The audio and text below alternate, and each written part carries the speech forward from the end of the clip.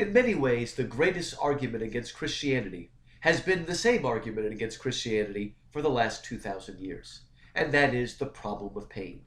If God is all loving and all powerful, then why is there pain and suffering and evil in the world? Most Christian apologists will tell you the short answer to the problem of pain is free will. Pain and evil and suffering come from a misuse of free will. All well and good, but in a book that Lewis wrote called The Problem of Pain, he decided to take that argument a little longer. He says, okay, God has created us, and he wants to give us free will. That doesn't mean we can do anything we want. It means we are moral, ethical, choosing agents.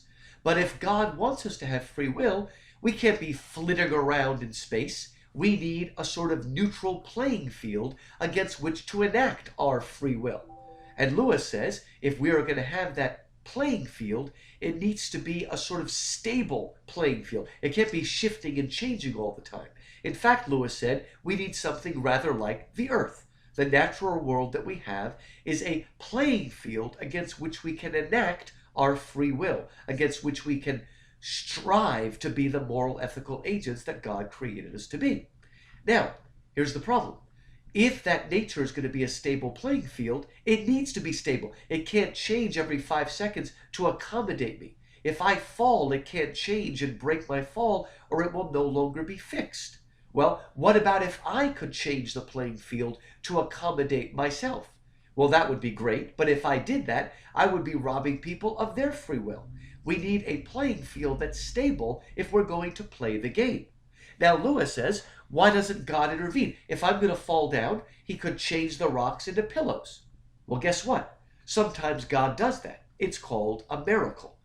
But if God were to do a miracle every 5 seconds, then the game could no longer be played. If I'm playing chess against you and you make a move and you say, no, I want to take it back, I can do that once. I can let you take back your move. But if I let you take back every move, the game as a game can no longer be played.